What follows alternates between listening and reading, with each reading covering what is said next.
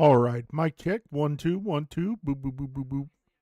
All right, mic looks good. Sorry for the lighting.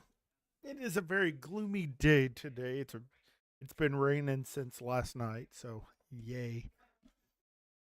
All right, date time is working. Intro in 3 2. Good morning, everybody. It's Thursday, April 11th, 2024, and welcome to Code Journal. I'm your host, Rhaine Soulforge, but let's not be so formal. You could just call me Rhaine. Alrighty. If you missed the last Code Journal, we left off we are looking into vertex buffer layouts. As before, anybody not familiar, we are using the Cherno's game engine series to build the base for our Atlas engine. Let me, and of course, the Cherno is a Twitch streamer and a YouTuber. Let me give him a.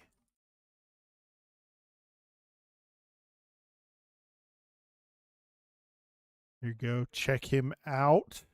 He is awesome. And so far, his game engine series is very thorough, very informative. Learned a lot of stuff I didn't learn in college, oddly. YouTube channel is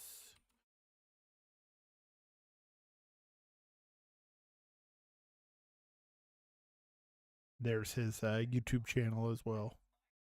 All right, let's get at it. All right, cue the background noise.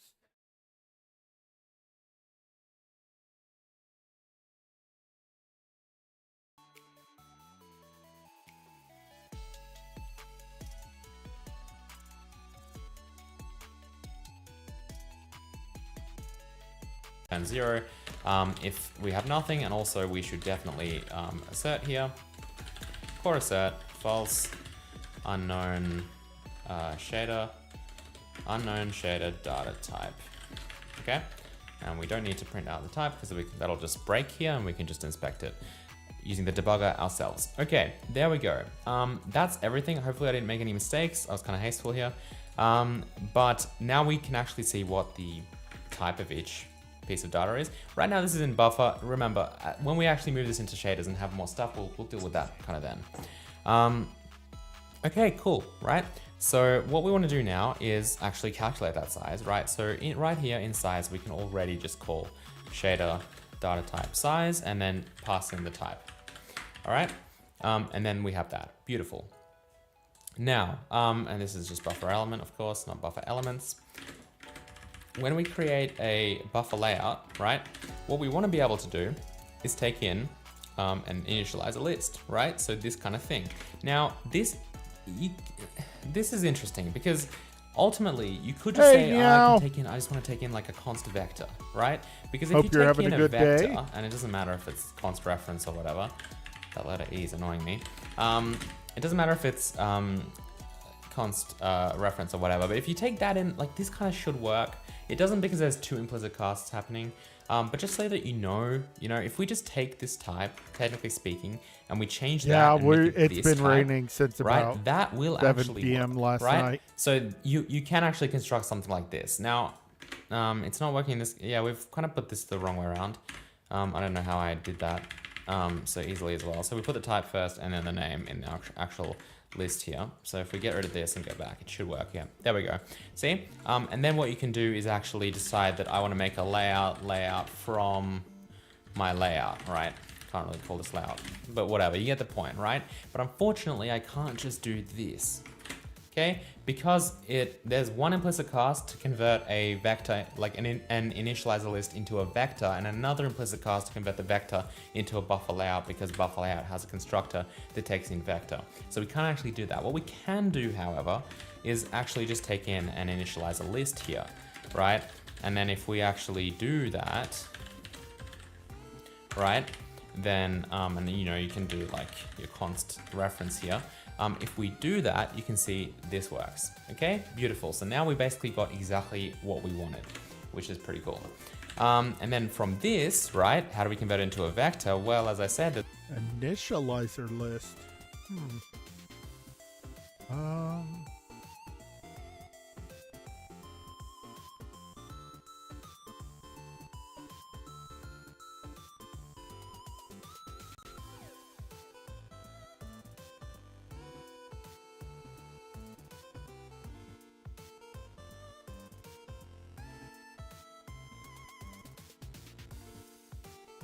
Type is used to access the values of a C++ initialization list, which is a list of elements of type constant t.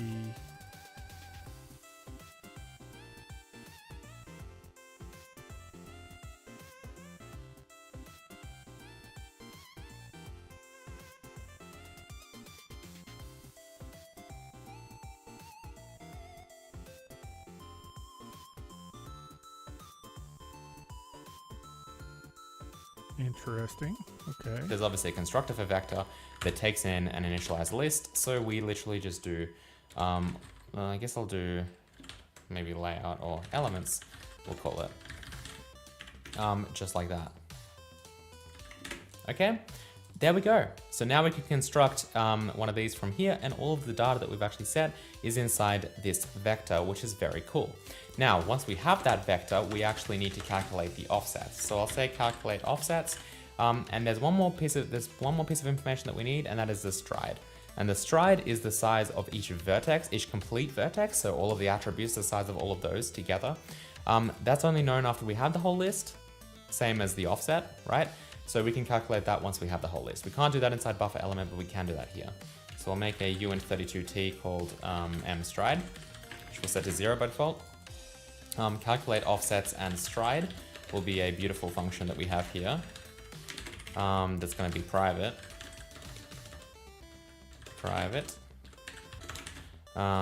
So void calculate offsets and stride. That's going to go through all of the list, all of the elements that we have here. So I guess we'll just say for auto reference elements in this letter E is really annoying me. In elements, right? And what we're going to do is we're going to maintain an offset here. And then I guess we can set mstride equal to 0 here, just in case we recalculate it or something. This is what we're going to do. We're just going to say that the element offset, right, is going to be our offset.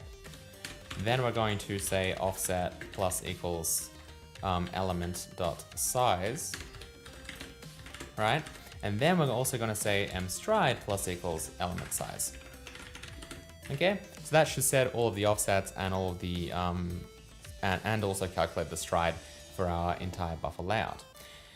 I think that's about it, to be honest. What haven't we done? I think everything's, well, I don't know. We should just check it out and see if it works. So we haven't done vertex buffer set layout. We'll do that in a second. I'm just gonna put a breakpoint here, launch this, and see if that layout is everything that we want it to be, and more potentially. I should probably add something else into the layout because just, you know, I mean, this is gonna be pretty boring. I think if we just have one thing in there. But if we take a look, so our layout has one element, a stride of 12, which is correct. And the position has an offset of 0, size of 12. Okay, looks good. Let's just to test it a bit more. I'm going to add 2 more things. I'm going to add a another float 3 and then a float 4. Maybe I'll put the float 4 in the middle just to make it a bit different. So we'll pretend that we have normal in the color. We'll see what that looks like. Okay, that, okay, I was gonna say it didn't compile, but that's because we put the comma in the wrong place. Let's just try again here. Einstein Copilot is a completely new way to interact with Salesforce. It's a new conversational. Okay, so layout. The stride is 40, is that correct? So 16 plus 12 plus 12. Yep, that's correct. It's 24 plus 16. Size is 3, and these should have correct offsets. Offset of 12 and offset of 28. Beautiful. Okay, so there we go. Our layout clearly works, and that is really cool.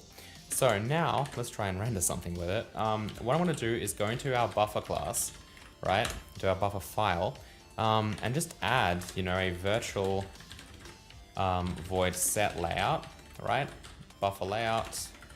We'll take that in as a const reference layout equals 0, and then we'll also have a virtual const buffer layout get layout. So I want to be able to get and set the layout, Typing right? too fast. Slow down. We'll open up GL vertex buffer, or rather GL buffer. And inside here, these should all be overrides, by the way. Not sure why they're not, because I was lazy, I guess. So now we're going to have const override for all of these. And these two, well, get layout. So we're gonna store the layout here. So we'll have buffer layout, m layout, get layout is just going to return it. And thank you, Visual Studio, for that horrendous formatting. And then this is just gonna set it, right? So m layout equals layout. We'll make both of these. Yeah, that's fine. Okay, done. So there we go. I was gonna make them inline, but there's no point. That is done. Now we should be able to just rock and roll with this. Now, as I mentioned, this particular code it gets set in the vertex array. We'll talk about that next video because we haven't abstracted that just yet. So for now, we'll just do that stuff here. And you'll kind of see how it works. But in the next episode, we'll move it into the appropriate location. I could then end the episode here, but I'm not going to just because I actually want to see this stuff in action and rendering. And I did promise you guys vertex colors. Okay, so to make this stuff work, what I need to do is iterate through every element in the layout. Now I could write code such as, for const auto element inside layout.getElements, but I don't want to. I just want to write code like this because it just looks better. So in buffer layout, what I'm going to do to make that happen is the same thing that we did inside layer, if you remember, which is where I actually, inside layer stack, where I actually provided iterators, begin and end. So if we copy this code and then go into buffer, inside buffer layout, get elements, I can just provide an iterator here. Obviously in this case, it's going to be a buffer element. Layer stack.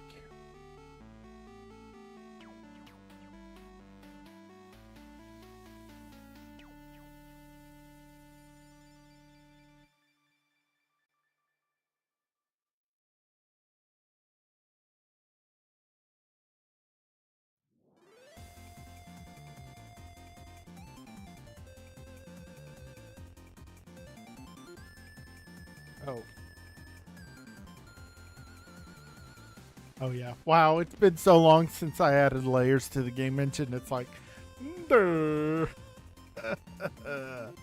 okay. Instead of a layer.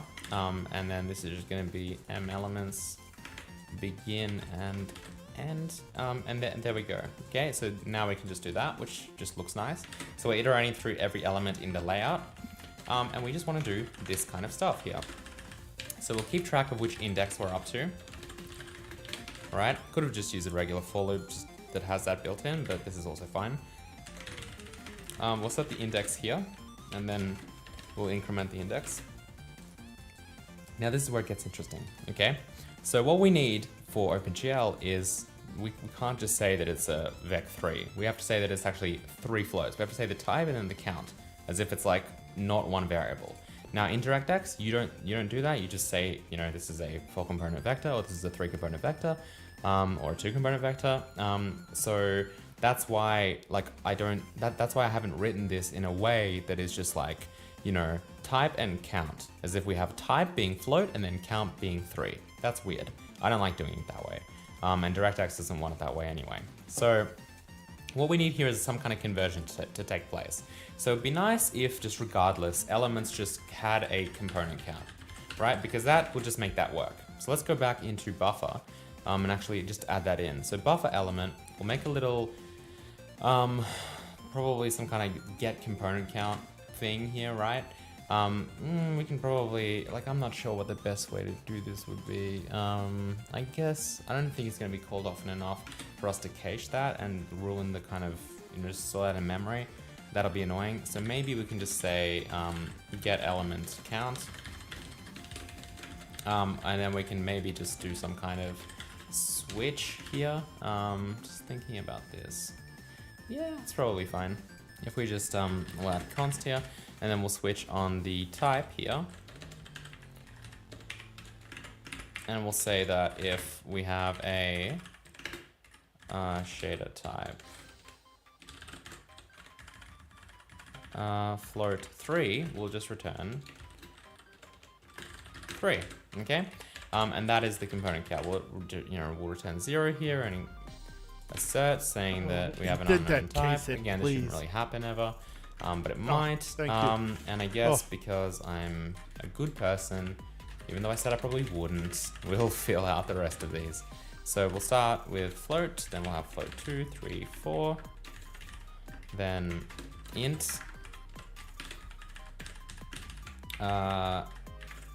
oops, 2, 3, 4. What else do we have? Oh, mat 4 and stuff. Okay, sure.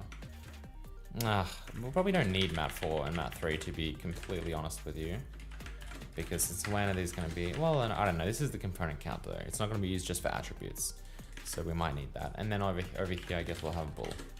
So that's obviously 1. That's 4. That's 3. That's 2. That's 1. A mat 4 is going to be 4 times 4. Mat 3 is going to be 3 times 3. Float 4 is going to be 4, 2, 1. All right, that looks pretty good to me. Let's just tab this across and let's kind of try and align this somewhat just so that it looks nice. And there we go. Okay, cool. So there we go. Now we've got the element count. Sorry, not element count. This is get component count. Okay, so this is just how many components essentially we have here. Now, unfortunately, we also need, so we've got the component count, but we also need the actual OpenGL type. And this is like the base type. We can't have like vec3, we need specifically float. So we also need something that figures that out. Now, I don't really, like the type that we actually have obviously is inside our element, and it is like our, like, you know, we have like element type essentially. That's our shader data type. So what I'm gonna do is write a function up here that's obviously not gonna live here forever. That's gonna be called, we'll have it return a GL enum, which is what that type, I guess, what the vertex attribute pointer parameter actually expects the type to be. We'll say shader data type to OpenGL base type. Okay, so there's going to be a conversion between the shader data type to the OpenGL base type. So again, we'll have a switch statement on type. Oh my gosh, did that for me. That's pretty cool. Might actually have to do all of it now. I wasn't planning to. This is the one time I was planning on not actually doing all of these, but I guess I will have to now. So in this case, you know, we're going to just return GL float. And that's actually going to be the case, I think, for a lot of these. So this included, right? And you won't always need this function, but you do sometimes need it. And I guess for that it's fine. So this is int. And we haven't dealt with unsigned ints, but you know, if we really want that in the future, then we can just do that in the future. Okay, I don't even know. We'll just have bool, I guess. I don't really know because this isn't something that we do all day. So unknown that, and we'll return 0. Okay, cool. So there we go. So now what we can do is actually go over here and say that we have shader data type to OpenGL base type, and that's how we get our GL float. Now, whether or not it's normalized, again, really easy to do. Element.normalized. Oh my gosh, I forgot about normalization, didn't I? Normalized. So if that's true, then we'll do GL true.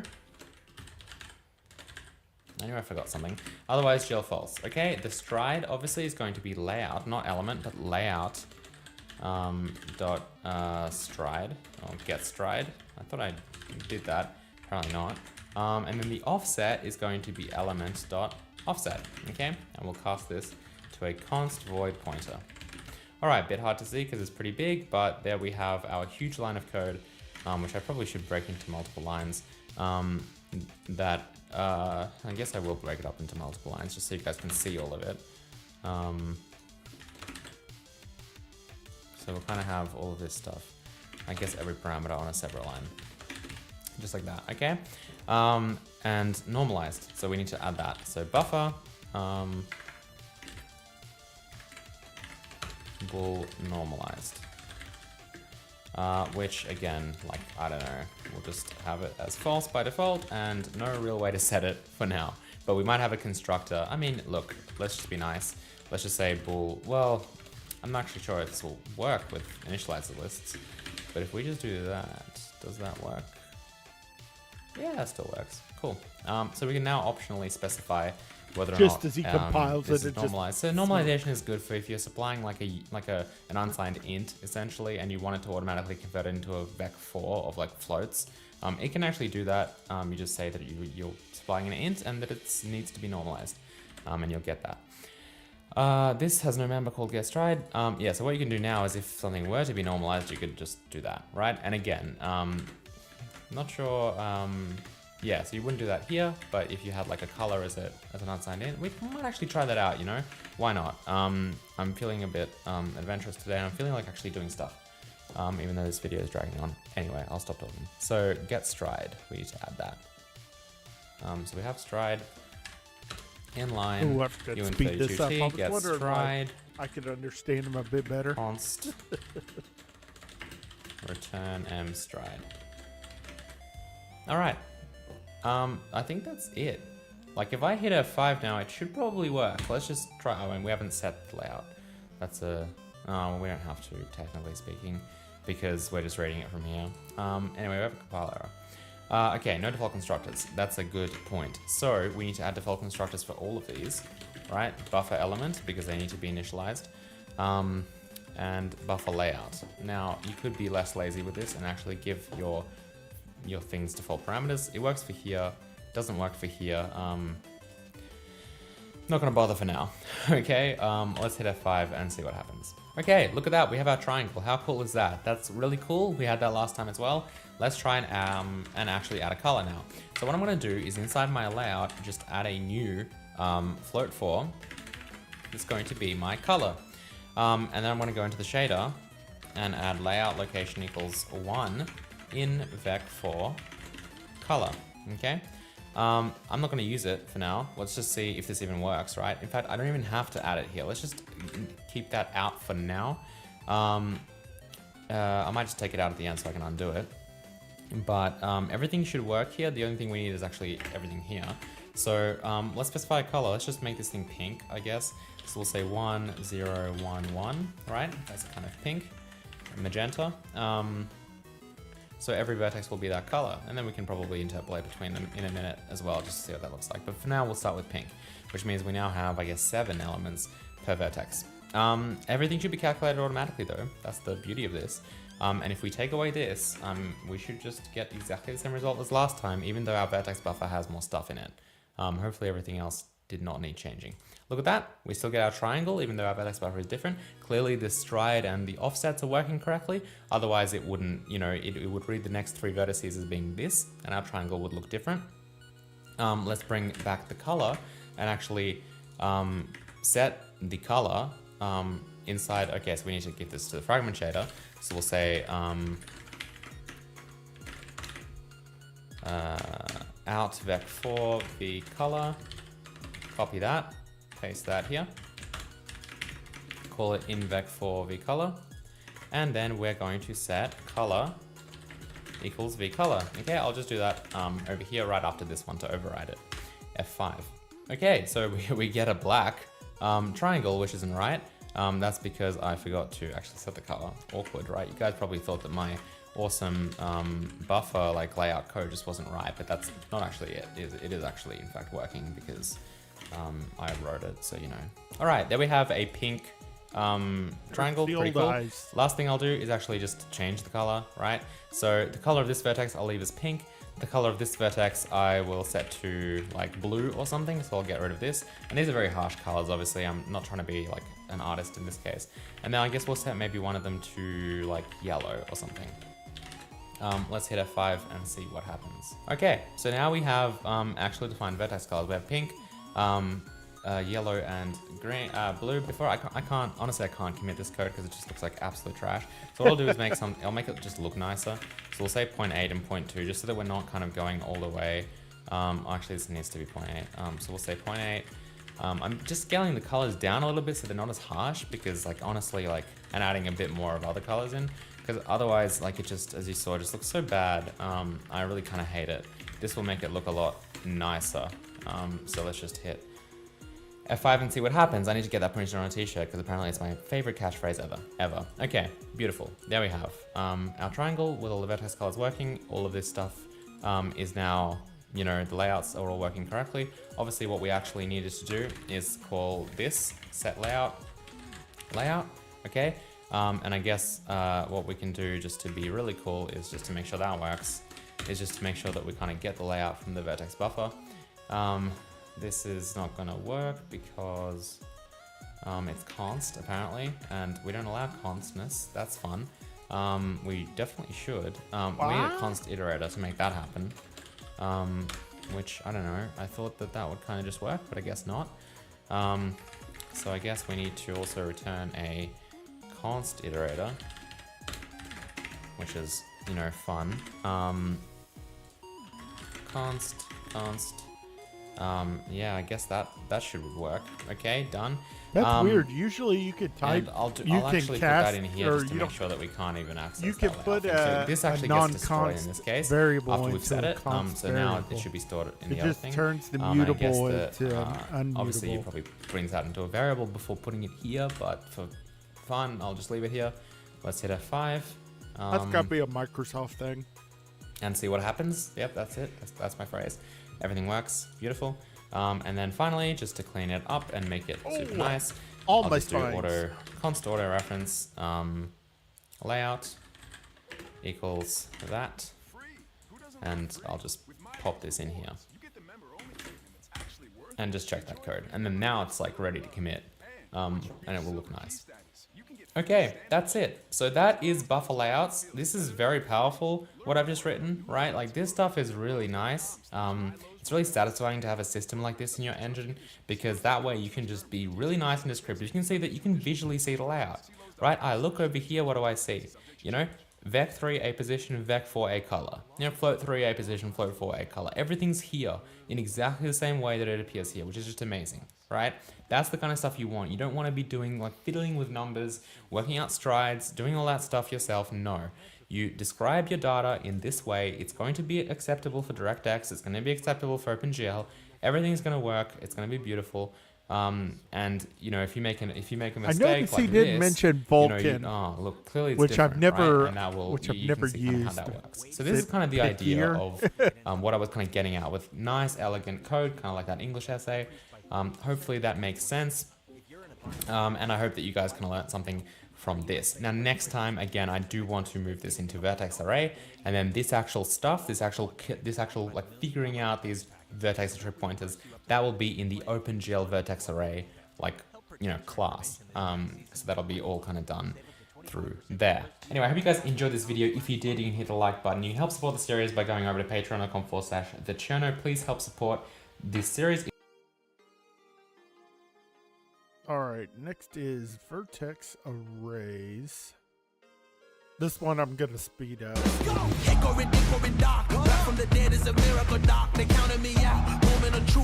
Hey, what's up, guys? Normal mode. My name is Rhaine. Welcome back to my game engine series. So last time we took a look at vertex buffer layouts, and we designed a class that could handle all of that stuff kind of for us and elegantly so that it looked nice. Definitely make sure that you check out that video because it's really informative. I think a lot of people liked it as well. And it's definitely necessary for kind of what we're moving on with next, which is going to be talking about vertex arrays, and that's what we're going to do in this video today. So vertex arrays are essentially, in OpenGL, they're kind of defined as, I mean, they're a bit weird, to be honest. If I'm being completely honest with you, I don't really think they should exist. I do have a video covering vertex arrays in the OpenGL series. Check that out. Again, just like with the previous video in this series, I don't want to just explain a lot of stuff that I've already explained in the past, so check out that video if you want more details. But essentially, vertex arrays are a kind of state-containing entity, right? So what they don't actually contain any real data. Like your vertex buffer is what contains your vertices. Your index buffer is what contains the indices. Those two pieces of kind of like, those two buffers are your actual buffers. They're memory buffers. They have your actual data. What the vertex array actually contains is just references essentially to a vertex buffer and to an index buffer. And also to something called a layout, which is of course what we talked about in the last episode. So basically what happens is you create a vertex array and then you can bind a vertex buffer to it and an index buffer to it. And those two kind of things, right, live inside that vertex array. Now it's important to note that when I say they live inside it, it doesn't mean that like literal copies of them kind of live inside. It's not that kind of living inside. What I'm actually talking about is the vertex array is associated with those two kind of, with the vertex buffer and the index buffer, but it's not actually like, it doesn't control its lifetime, right? And you know, if you like modify the vertex buffer itself, it's going to modify the same one that's inside the vertex array. Because the vertex array just has links. It's kind of like pointers, right? They just have pointers to an existing vertex buffer and to an existing index buffer. They don't actually contain their own. They don't own the vertex buffer and the index buffer. They just kind of reference them, right? And then the other thing that it has is essentially all of the layout kind of information of our vertex buffer. So just like in the last episode, we talked about how we have to use like, vertex attribute So pointers. vertex array is kind of like a descriptor. That is stored kind of per vertex buffer, as I said, but what happens is it that has state is stored in pointers your array, to the in your vertex data, array, which means and that it when you rebind a describes vertex buffer, you don't need to redefine the layout its of unless that it's changed, data. right? And this works a little bit differently for multiple vertex buffers, because what you can do is you can actually have a vertex array and then have like several vertex buffers containing different information. Like you might have one for like positions, one for normals, one for bones, one for whatever it is that you're dealing with, right? And in that regard, they're still in the vertex array, but what you do is you actually bind the vertex array, bind the vertex buffer, set the layout for the vertex buffer, then you bind your next vertex buffer, set its layout with the vertex array still kind of bound, right? So you kind of just do it that way. But that's not something that we're really going to touch on today, because using multiple vertex buffers isn't something that's very commonly done anyway, because it's usually better to just interleave all of your data in a single vertex buffer, which is what we've been doing. But that's kind of the gist of how it works. And with an index buffer as well, a vertex array does actually tie that in, which means basically that it also references that. So it's not just for vertex buffers and their corresponding layouts, it's also the case for index buffers, right? For element buffers.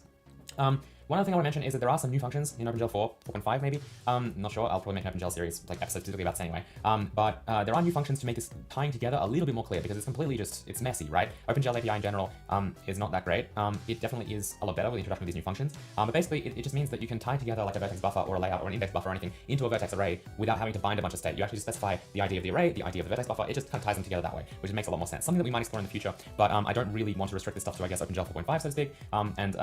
It's not really something that I've explored myself yet, but I will probably make an OpenGL episode about that, because I think that's worth kind of exploring. Anyway, let's jump in and take a look at how we can set up a vertex array class. Before we do that, one more thing that I want to say is that vertex arrays in general are not something that really exists in like DirectX, so the kind of the choice that we have to make here is how do we set this up in an abstract way, right? And as I said, right now this engine's focusing on OpenGL probably for quite a while, right? Because I would much rather get like, a full game engine kind of up and running using OpenGL first, right? And then start filtering in the other APIs, because this is going to take less time, it's going to just work better, and we're going to have an actual product to show a lot quicker than if we kind of try and just do all the APIs at once. So that's why for now, even though it kind of hurts me inside a little bit, I'm going to ignore DirectX and how DirectX deals with things. I mean, to a point, right? If it's an easy change, then I'm obviously going to make it, but something like this is not easy because it requires changing kind of a lot of the render API architecture, because it's like, obviously, if we mandate that you have to create vertex arrays and then a vertex buffer, for example, in your array, and that's not something DirectX has or needs, that's going to require some re-architecture to take place. Usually, a quick fix is just basically having vertex arrays just do nothing in DirectX, right? So you can still create a vertex array in your kind of API, in your render API agnostic API, right? Which basically means that in our kind of Hazel render API, we can still create a vertex buffer, vertex array. In OpenGL, we'll create an actual vertex array. In DirectX, it can literally just do nothing.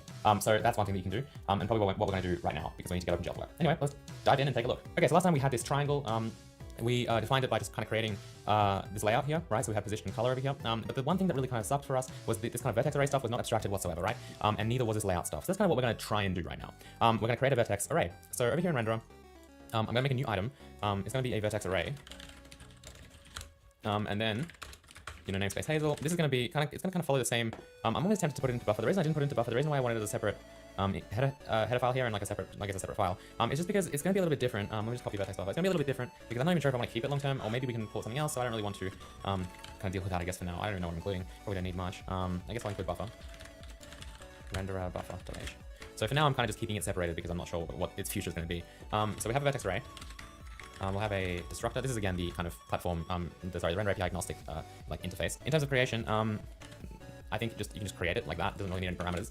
Set layout's not going to be a thing. What we can do is actually add a buffer to it. So add. I'm just thinking the best way to do this. We'll have add vertex buffer. So virtual void add vertex buffer, and then this will just take in a vertex buffer. Okay, so we don't. What we actually want to take in is a ref. I might talk about this in the future. For now, we're just going to take in a shared pointer. The way that resources are going to work inside Hazel is that basically every resource kind of related thing, like a vertex buffer, an index buffer, a texture, a shader, all that kind of stuff is going to be reference counted, right? So they're basically going to be shared pointers. Now, if I was really pedantic and really specific about performance and all that, I'd probably want to create an intrusive reference counting system. But I don't actually think shared pointer, especially if the actual reference count block is inline in memory, I don't actually think that it's going to perform worse. So for now, we're just going to deal with that, right? But we're going to just take in a const shared pointer, vertex buffer, and we'll just call this, I guess, vertex buffer, okay? And in the future, what we might do is just kind of, because the implementation might change and we don't want to change our code anywhere, I usually like changing, basically changing the actual type name to be something else. But we'll talk about that in another episode. So we'll have add vertex buffer, we'll have, I can't even talk today, we'll have an index buffer as well, add index buffer, which will take in an index buffer. we'll actually probably have, and we'll get rid of const here, we'll probably have some kind of like ownership actually taking place. We'll have bind and unbind. Now in the previous classes, we also have bind and unbind. It's not that necessary, but for vertex arrays, you actually kind of do want to unbind them potentially. Unless you like, it's again, as I said, it's good for testing, and I can kind of show you what I mean by that, maybe in another video if you're interested, as to why on earth I write unbind everywhere. I mean, I don't write it in the code, I mean, why the API supports it, but that might be something that we talk about later. We'll have to include memory as well, the access shared pointer. Okay, cool. So there we have vertex array. Let's grab this file, let's make a CPP file for it. Vertex array.cpp, and of course I made a typo. That's not my fault. I swear the letter R didn't punch in twice. We'll include the PCH and vertex array.h, namespace Hazel, and then we really just have the create function, of course. I'll copy and paste that, and we will copy and paste the implementation of this from buffer.cpp. So, typical scenario here. Now, I have been using pointers up until now. Okay, so we could return a shared pointer here, and we could deal with refs, but obviously you can also return a raw pointer like this and then capture it into either a shared pointer or a unique pointer.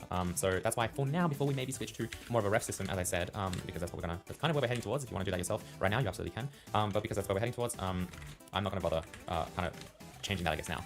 So this will return an OpenGL vertex array. And that looks pretty good to me, I think. So now in platform OpenGL over here, I'm going to add OpenGL vertex array.h and OpenGL vertex array.cpp. This will include the PCH, not the handed coordinates in space, and the OpenGL vertex array header file, namespace Hazel. Thank you, autocomplete. Okay, so include Hazel renderer vertex array, and then my typing right now is not that great. What happens when you try and do this kind of stuff in the morning? Let's go to our vertex array, I guess, and pretty much copy most of this. I'll just copy the whole class, to be honest.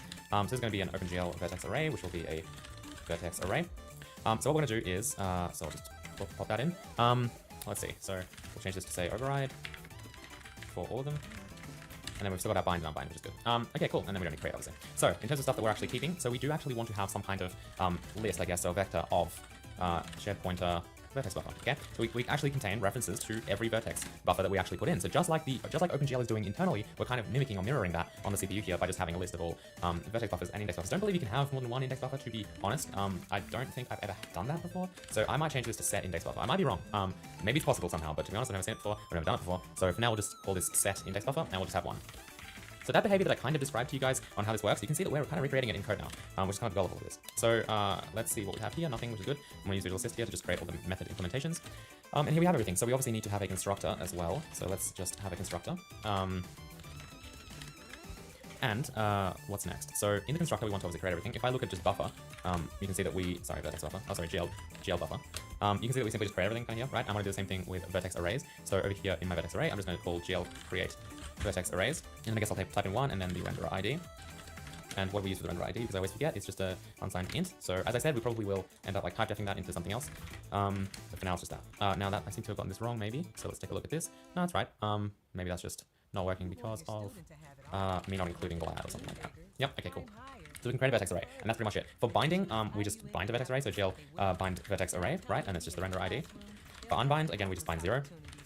For add vertex buffer, so what we need to do is actually make sure the array is bound. Now, I think someone asked the question of why I don't just call bind here like this. The reason I don't do that is because I don't generally like to mix OpenGL calls with just my own calls. Obviously, in some situations, it's necessary if you're doing really complex stuff. But if it's just one line like this, I would much rather have it actually just be written here. And the reason for that is that a lot, like in the future, we might add stuff to bind, right? We might add stuff to unbind or whatever for tracking essentially or profiling purposes. I don't necessarily want this to register itself as an actual bind as if it's been called by the game or by the renderer, because this is kind of API internal things, right? So because this is API internal things, this is like totally fine to call. And I definitely don't want this function to start branching out into a bunch of other functions needlessly. If it's necessary, for sure, right? Like if I had a function called add vertex and index buffer, right? And it just did both, I'd definitely call this and this. I wouldn't copy and paste the whole OpenGL code there. But in this situation, it's just a simple bind. No need to just divert it into a different function and just complicate things by doing that essentially. Okay, so then once we've bound our vertex array, what we actually want to do is bind our vertex buffer. So in this case, of course, I will call vertex buffer bind because this is dealing with an actual API object here. It's not dealing with its own kind of class. I'm definitely not going to do anything like GL bind vertex buffer and then vertex buffer get render ID or something disgusting like that. So we're definitely going to bind it. Now what I need to do once I bound it, if we go back to application, is I need to basically do all of this stuff. So pretty easy to do. I can just copy this code and paste it into here, right? Because that's kind of the idea. And vertex buffer's layout's going to get changed here. Now the shader type, again, at the moment, we're going to grab it and we're going to eventually might live inside some kind of OpenGL like shader class. But for now, we're just going to put it into the top of our vertex array over here, okay? I'll make sure that's tabbed across. All right, and that's it. That's literally all that we have to do. Obviously, I also want to actually add the vertex buffer to our list of vertex buffers. So I'll type in mvertexbuffers.pushback vertex buffer, okay? Now we'll just add it to our list of vertex buffers. But that's it, right? If we suddenly decide that like that's fine, we want to add another like vertex buffer or something to this with a different layout, that's totally fine and it will work, okay? Just because we're doing it kind of this way. Okay, cool. And then at the end of this, it's not really necessary to unbind anything. I'm just thinking about this now. I don't think that we need to. Nothing's going to go wrong. If you bind another vertex array before unbinding this, I think it's the actual binding that ties it together. See, this is why the API is terrible, and that's why they changed it. But so I think it should be safe. I don't think suddenly it's going to belong to a different vertex array or anything like that. Here, again, we're going to copy this. This is really easy. It's basically just copying this, right? So we'll copy, that, and then instead of vertex buffer bind, we're doing index buffer bind, right? And then that's actually it, right? That's it. We don't need to do anything else. Like obviously we'll add it to our, we'll set it in our index buffer. I don't know why it's called index buffers, because it used to be a vector. We'll change that to index buffer. But that's it, right? This alone, binding it, and then just binding the vertex array, then binding an index buffer associates it to the vertex array. I know it's crazy, I hate it, so does pretty much everyone else. That's why they kind of changed it or tried to make it. They didn't change it, but they made additional API so that you could write that code instead. That would be more readable, which we'll explore, as I said, in the future. But that's how OpenGL traditionally works, so there you go, fun times. I think that should be it. So now let's take a look at what we can do inside our actual application class. So this is now gone, right? We'll keep this code because we're setting that up. This should be gone, right? And I think we also have a bind vertex array, yep, in the application, in the update or render, whatever that function's called, in the run loop, in the run function. So what we'll do is we'll go over here, we'll create and as I said, we're gonna kind of get used to creating shared pointers, but until we have that properly set up, I kind of want to just stick with what we have here. So we'll create a vertex array. I'll put it up here, it's kind of the parent of these two. So we have a vertex array, which is a unique pointer just like everything else. We'll include that. And then we'll do vertex array that we set. And that's us simply creating it. Spelling create wrong. Right, the word create. So we've created it. That's done, right? Now what we need to do is, again, doesn't really matter. We can create anything we want. We can bind anything we want. Now this is dangerous, and this is why I somewhat like unbinding, because if you leave this bound and you bind something else, which happens obviously when we create the vertex buffer, they're suddenly associated together. That's a little bit dangerous, okay? Because, you know, as I said, the thing that associates them together is just binding another vertex buffer while a vertex array is bound. That's kind of dangerous. I don't like that. Because as we said, you know, it's nice to just have, we have a specific function here that we want to call, which is basically just saying that we want to add a vertex buffer to our vertex array, right? It's currently, okay, we will have to change everything to shared pointers, otherwise this isn't going to work very cleanly. So this would be a good time to do that. So this just becomes shared pointer. Nothing really changes, by the way. This just becomes shared pointer, and that's the only change, really. So what was I saying? Yeah, so if we do, if we add the vertex buffer, right? At this point, it binds the vertex array and the vertex buffer, and then thus that, and sets the layout and links them together. But that's actually already happened. Why? Because we've created a vertex array, and obviously the create function for vertex array, as you can see, has bound it, right? It's done. Oh, actually, no, it hasn't, because we haven't called bind. That's interesting. So that might actually save us. But anyway, it does for vertex buffer, obviously, if we look at this. Right, because we have to upload the data, that's why. So unless we unbind this, it's going to kind of bind itself to the vertex array. So that's kind of the situation that we end up with, which is a little bit annoying because of OpenGL. But anyway, I'm going to not worry about any of that because I don't think that it's going to actually stop anything from working. I think that we might just be somewhat confused and end up kind of debugging the state of our application a bit more than we would otherwise if the API was better. It also means people might misuse this. It's hard for me to try and anticipate all the people misusing this, so I'll kind of leave it as is and see what happens. And based on the usage of this kind of API inside our engine, in the future we may start unbinding things or dealing with some kind of different way of doing things. Anyway, so vertex array, we create the vertex array. Doesn't matter that we're doing it here, by the way. Can be anywhere. We add the vertex buffer to the vertex array after it's been created and after we've set a layout, okay? That's important, and we'll kind of get rid of that scope thing. That's important that we do this after the layout has been set, because if we do it before, it's not going to do anything, right? Because you can see that here, it actually does this code, which depends on the layout, so that's important. If it has no layout or the layout is empty, well, you could set over here and say that like there's no elements in the layout. In fact, that's probably something that I actually do want to do. So we'll say, I just said core assert, and we'll say basically that the vertex buffer layout get elements size, right? So basically, the size of the elements has to not be 0, right? Otherwise, you can say that the vertex buffer has no layout. So we'll say vertex buffer has no layout, okay? And we'll put that as the very first thing in the function. All right, that's just a little guard in case, and we can test that out in a minute, in case you accidentally do that, because in that case, this won't work, even though the API might seem like it does. Okay, now again, what you could do to make that work, by the way, is you could, into the vertex buffer, you could add a reference to the vertex array the vertex buffer belongs to. So what I mean by that is when you add a vertex buffer, it just sets its parent essentially inside the vertex buffer itself. So this function just goes ahead and says, you wouldn't pass by constant anymore, I guess. This function goes ahead and just says vertex buffer dot vertex array or vertex buffer dot parent or whatever equals this, and that way it's got that connection. And then when you update the vertex buffer's layout, right, you can update the vertex array that it's part of, or vertex arrays that it's part of if it's multiple. So that's food for thought, but not something that I really want to do. And then finally we create our index buffer, and I also want to add that into here. Okay, cool. So add index buffer, index buffer, and that's totally not a thing because it's called set. Okay, cool. There we go. So now the idea is we can unbind everything. We can create a whole bunch of these, right? It's kind of hard to demonstrate in this one example just because it is so easy, I guess, right? It is so simple in the sense that we're just creating one of everything. But if we had multiple, we could just go ahead and keep creating all of our other ones. So let's just say we're loading a bunch of meshes. We could, create and load all of our meshes here. And then when we bind it, that's when it's actually going to kick in and use all the state that we've associated with it now. So over here, obviously, we're going to do vertex array dot bind, right? And then we're just going to render using draw elements just like we have all this time, right? Using the count from the index buffer. I think that is pretty much it. So we should be able to just run this code and Hopefully it compiles, and hopefully it runs as expected. No, it doesn't even compile. Okay, so vertex array redefinition, yep. That's because we used to have this unsigned int called vertex array. We can delete that now. Let's go ahead and try again. Okay, here's another error. Alright, okay, yep, we need to include Hazel, platform. Is it not? It's a Hazel. Oh, it's just platform. I think I was surprised by that last time as well. Great. Way to know your own code base, Chano. F5, and what we should see is exactly the same result as last time, hopefully. Yep, cool. Everything looks like it works. We could go ahead and just create another version, I guess, and see how that works. I guess I will go ahead and do that just quickly. So we'll try and create something completely different, I guess, to test this out. I said I would also test out the assert, so let's try and add the vertex buffer before we actually set a layout, see if it lets us without complaining. Because it doesn't, it says that vertex buffer has no layout. Right, so asserts, and then we're like, oh, we must not have set a layout yet for our vertex buffer. Okay, great. So let's go ahead and create maybe a square. So I'll basically need all three of these, right? Now, that's not technically true. Now I need the count, right? Because I need to know the count, the index buffers count, right? That is something we could add to vertex arrays, right? Like flip it like to the vertex array because we don't have an API to retrieve what it stores at the moment. I'm gonna go ahead and add that though. So we'll say virtual std vector, std shared pointer, vertex buffer, all right? There's gonna be a const and a const reference get vertex buffers, const equals 0, all right? And we'll have the same thing, but not the vector, and that will be for our index buffer. So index buffer get index buffer. Right, and we'll copy this. We'll go into our OpenGL vertex array, and we'll just make these getters. Let me just move this out of the way. And this will just be this will just return vertex buffers, right? So we get the whole collection here, and this will return index buffer. Okay, cool. So now our API is capable of that, which is important because we're going to use it now. So over here, instead of creating like all three of these, we can just say we want to be vertex array, right? I'll call this something like square vertex array because this is our I'll just call it square VA, square vertex array, right? This is going to be, we're going to make a square instead of a triangle here. So what we'll do is we'll kind of go over here. We've got the shader, maybe before the shader. I'll create this, right? So dot reset, and then vertex array create.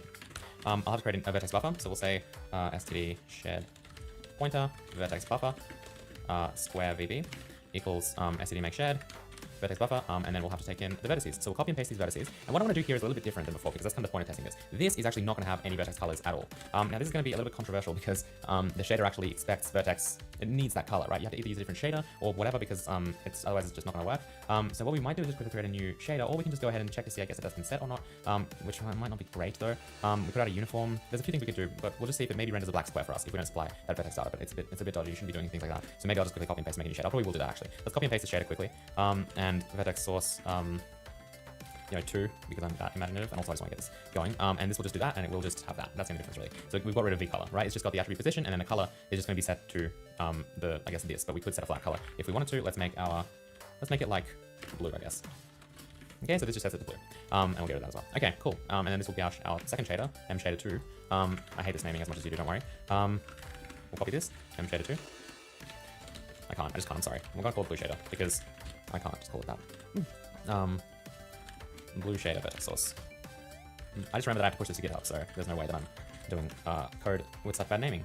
Be more descriptive. Use longer variable names if you have to. Trust me, it's the best way to go. Okay, so now we have two different things here as well. So this is just going to be, as I said, square. So instead of doing all this, we'll still have this at 0.5. We'll just adjust these vertices so that we're dealing with a square. That's going to be 3 times 4. And this will be negative on the x. Okay, that looks like a square to me. Good. Now we're going to create that vertex buffer. And just like we did with, we can't actually make it this way, by the way, because it doesn't have a constructor. So we can either just leave it like that and then reset it, or we can probably do make shared maybe with vertex buffer create. And then we'll have to put in the vertices, which are our square vertices, and then the size of them. So size of square vertices. Okay, and that should be okay. Great. So then we need to create a layout and set it and add it to the vertex buffer. Vertex array just like here. So we'll say square VB layout. Right? I mean, you could just put this right in here, by the way. If you really wanted to, you could just write code like this. Right? And that would work. We might just do that just for fun so that you guys can see 2 different ways of doing it. But yeah, we can just set the layout to be that, which is also kind of makes it look really nice.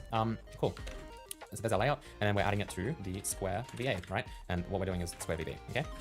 Cool. So now we've basically transferred ownership into this vertex buffer because it's a shared pointer, and this scope will actually expire. This variable rather in the scope will obviously end when the scope ends, but it still lives on inside our vertex buffer. Indices. So copy this, put it here. We'll call this square indices. We'll make 6 of them. 0, 1, 2, 2, 3, 0. Index buffer is going to be, we're just going to make a new one, right? So this is going to be the same as this, except ID and index buffer. We can just go ahead and do make shared, I guess. You can also do reset, as I said, but that requires 2 lines of code. So I guess we'll just do this. And we're doing that for create. This is going to be our square indices, of course. That looks pretty good. We might need another parenthesis. This needs to be an index buffer. Okay, cool. And then we just set the index buffer into our vertex array, obviously being the square VA. Okay, that's it. If we scroll down here, we can see how this works. So we'll still bind our shader. We can actually draw 2 at once. Might be weird. Maybe we'll draw a triangle on top of the square. So I might draw the square first. So we'll say square VA bind, right? We'll bind our square shader as well, or our blue shader. Bind, right? And then we'll do draw elements. We'll draw triangles. This will be square VA, index buffer, get index buffer, get count, okay? Then we bind the shader, vertex array, and then we just, do our triangle. So let's just see what happens here. Hopefully everything's gonna work. I did kind of rush through this. Okay, we got a syntax error, I guess. Yep, I don't know why, but my parentheses are just leaving me. Vertex buffer can't extend shader abstract class. Yeah, okay, I kind of thought that would happen, to be completely honest. It's because this is still a constructor, so I guess we can either set it directly, which should actually work if we just do that. Although I think maybe not. Yeah, this becomes a little bit. We will eventually return a. I would have thought make shared would have worked, but I don't want to deal with it right now. So we'll just do it this way. Eventually we'll return shared pointers instead of returning raw pointers, so it'll be fine. But yeah, we'll just do reset for now. Okay. Cool, F5. All right, cool. So we have, it looks like it's still drawing 3 vertices, but it does look like it's drawing 2 things and with different shaders, which is nice. Now, why is it drawing 3 vertices? This definitely looks like it should have more than 3. Like as in we're setting square indices, like that's 6, right? Because there's 6 in here. And then over here, I thought we were getting the count out of this. So I'm suspicious now about our index buffer. So if we look at buffer, right, we have get count from GL index buffer, GL buffer.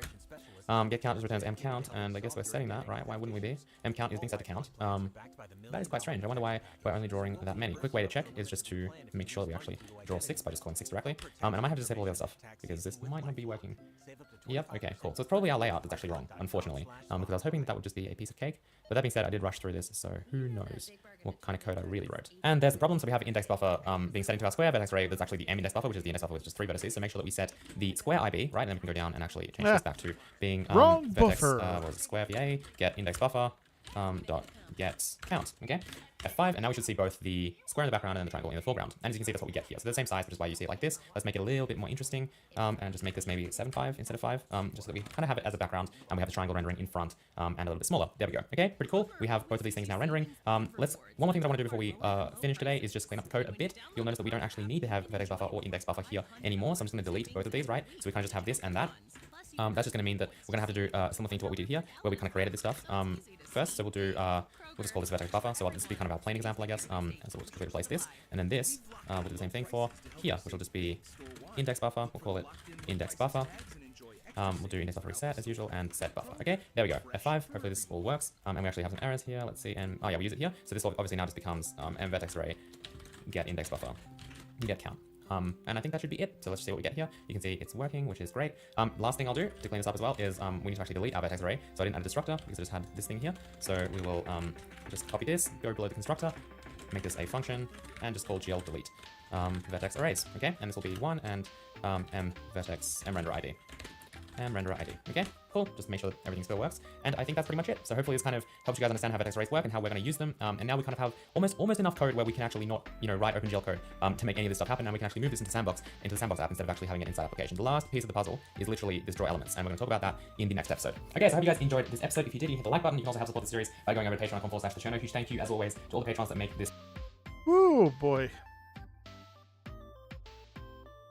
Could be a lot of note taking.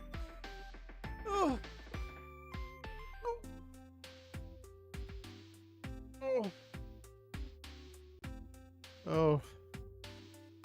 A lot of note taking. All right, folks, I thought I could go for 2 hours, but as you can tell, I'm yawning and falling asleep, so got the next 2 videos watched now offline. No, actually that was pretty easy to follow.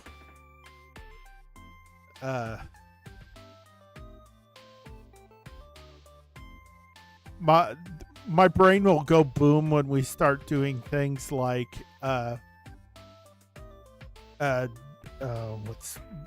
okay, my brain just went boom. When we have to do like vertex and texture sorting and stuff like that for rendering optimization, that's when my brain will just go because that's some next level sorting, crazy stuff. But with that, I'll try to get my notes done tonight so that tomorrow we can actually implement the vertex array and all that lovely stuff that we just watched. So thank you for sticking around. I know it's kind of lecture hall boring stuff, but I find it interesting. I of course will be back later on this evening with the missus, where we'll be continuing playing Fortnite. Until then, have a great rest of your day. Stay dry, and thanks for watching. Peace.